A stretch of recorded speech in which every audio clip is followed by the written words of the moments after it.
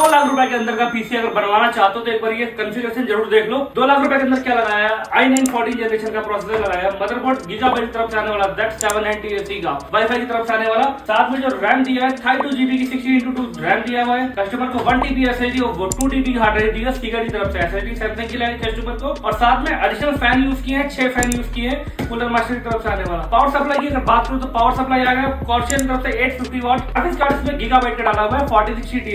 और इस liquid cooler की बात करूं तो भाई कूलर मास्टर की तरफ से आने वाला 360 लिक्विड कूलर एल्यूजन सीरीज का लिक्विड कूलर है। टोटल पीसी 2 लाख रुपए के अंदर है, कहीं पर भी all over India delivery available है और शिपिंग अवेलेबल है। चलो थैंक यू सो मच।